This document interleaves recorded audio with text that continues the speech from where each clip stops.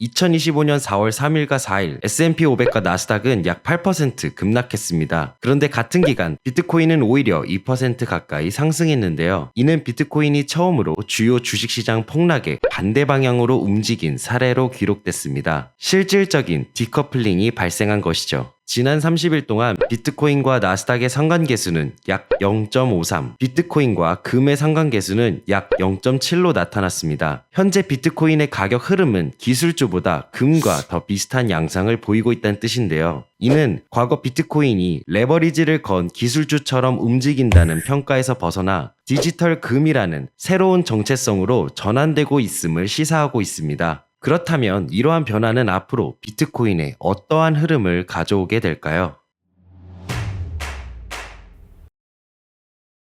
비트코인의 이러한 움직임이 비슷하게 발생했던 적은 있었습니다. 2023년 미국 지역은행 위기 당시에도 전통 금융주는 급락했지만 비트코인은 오히려 급등했었죠. 당시 일부 투자자들은 전통 금융 시스템 바깥에서 자산을 보호할 수 있는 수단으로 비트코인을 선택했습니다. 그리고 지난 4월 조정장은 이 같은 흐름을 더 확실하게 보여준 사례가 됐습니다. 비트코인이 한때 투기적 자산으로 악명 높았던 이미지에서 벗어나 이제는 특정 조건 아래에서 가치 저장 수단으로 역할을 할 수 있는 가능성을 보여주고 있습니다. 즉, 투자자들이 비트코인을 안전한 피난처 중 하나로 진지하게 고려하기 시작했다는 것이죠. 그렇다면 도대체 왜 시장은 이제 비트코인을 안전자산 후보로 보기 시작한 걸까요? 첫째로 비트코인은 어떤 특정 국가, 기업, 중앙은행에도 의존하지 않는 구조를 가지고 있습니다. 따라서 나스닥에 상장된 기술주들이 받는 실적 약화, 무역 관세, 지정학적 제재와 같은 직접적인 영향을 받지 않죠.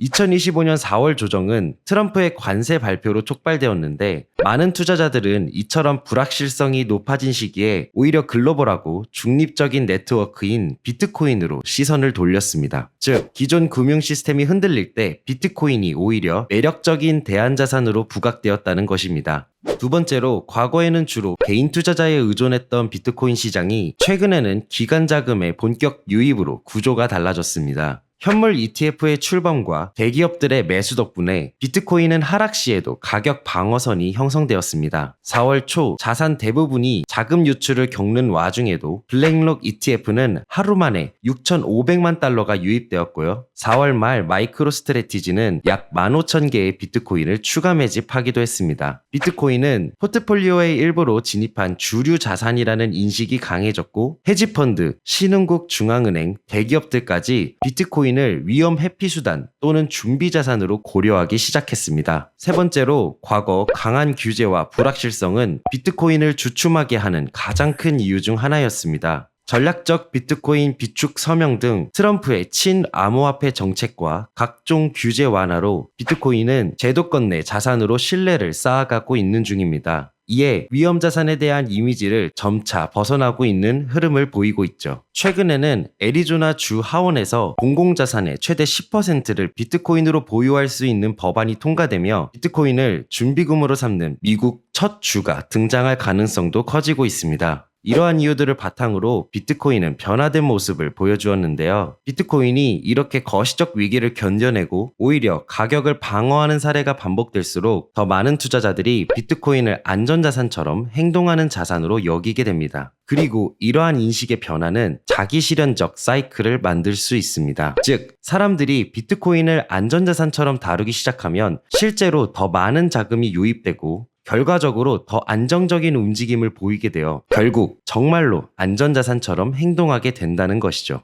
그리고 지금 비트코인은 여전히 반감기 사이클에 있습니다. 반감기는 과거에도 공급 충격에서 강세장으로 이어지는 주요 트리거였습니다. 만약 여기에 디지털 안전자산으로서의 신규 수요가 더해진다면 이는 단순한 투기적 상승이 아니라 기초 수요 기반이 뒷받침된 구조적 상승으로 이어질 가능성이 높습니다. 이런 관점에서 이번 상승장은 단순한 불장이 아닐 수 있습니다. 거시 환경, 기관 수요, 제도적 신뢰도 상승이 모두 합쳐진 새로운 유형의 비트코인 불장이 본격화될 수 있는 상황입니다. 이것이 큰 흐름에서 올해 비트코인이 신고점을 갱신하는 움직임이 나올 것이라는 가장 강력한 근거라고 볼 수 있습니다. 차트와 온체인 데이터 관점에서도 살펴보겠습니다. 현재 비트코인의 축적 추세가 위에서 아래로 퍼지고 있습니다. 쉽게 말하면 큰 돈이 들어오고 작은 돈은 빠져나가고 있다는 뜻인데요. 1만 BTC 이상을 보유한 고래들은 거의 최고 수준의 매수세를 유지하고 있고 그 아래 규모인 100 BTC 이상의 보유자들도 안정적인 축적 상태를 보여주고 있습니다. 반면 100 BTC 이하 보유자들은 순 매도 중인데요.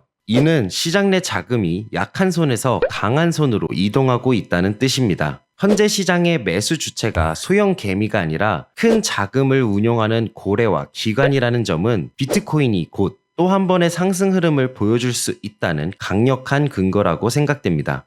최근 미결제 약정이 크게 증가하고 있습니다. 즉, 신규 포지션이 많이 생기고 있고 시장에 더 많은 자금이 유입되고 있다는 것이죠. 하지만 동시에 펀딩비는 음수를 보여주었습니다. 이는 숏포지션 비율이 상대적으로 많아지고 있다는 것이며 많은 사람들이 가격 하락에 베팅을 하고 있다는 것입니다. 이는 숏 스퀴즈로 이어질 수 있는데요. 즉, 숏포지션 보유자들이 손실을 피하기 위해 매수하게 되면서 가격이 더 오르게 되는 것을 말합니다. 따라서 이 데이터는 약세 시그널이 아니라 오히려 상승 랠리를 지지하는 강력한 연로로 해석할 수 있을 것 같습니다. 이어서 히트맵을 바로 살펴보면요. 현재 대부분의 유동성이 96K 위쪽 숏 포지션에 몰려 있습니다. 만약 비트코인 가격이 그 수준까지 도달하면 강한 숏 스퀴즈로 인해 급등 가능성이 높은데요. 만약 96K 상단을 돌파한다면 100K 유동성 구간까지 이어서 흡수할 가능성이 매우 높아 보입니다. 따라서 지금은 손익비적으로 아주 좋은 매수 시점에 위치해 있다고 판단됩니다. 현재 비트코인은 강한 상승 이후 횡보를 지속하는 중인데요. 현재의 횡보는 상방을 뚫고 올라가기 위한 건강한 흐름이라고 생각됩니다. 24년 2월 차트의 흐름을 살펴보면 저점을 만든 뒤 상승이 나왔고 그리고 횡보를 이어갔는데요.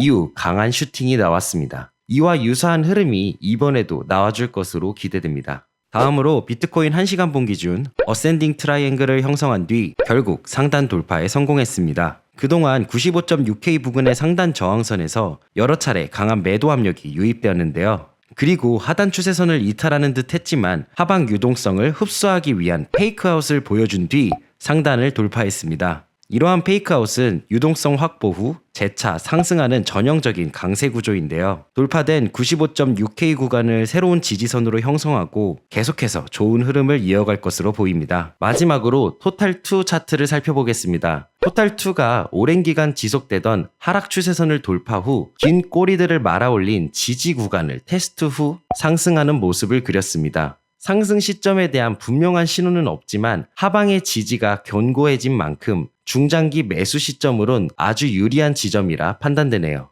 그리고 혹시 거래 수수료 절반을 다시 환급받는 방법 아직 모르시나요? 단 5분만 투자하면 평생 수수료 돌려받는 셀퍼럴 선택이 아닌 필수입니다. 자세한 내용은 영상 더보기란을 확인해보세요. 비트코인이 가치 저장 수단이자 안전 자산으로 변화해가는 지금 단기적인 변동성에 흔들리기보다 큰 흐름을 이해하는 것이 더욱 중요하다고 생각합니다. 시대의 전환점 위에서 그 기회를 함께 누리셨으면 좋겠습니다. 오늘 영상 도움되셨다면 구독 똑, 좋아요 똑 부탁드립니다. 감사합니다.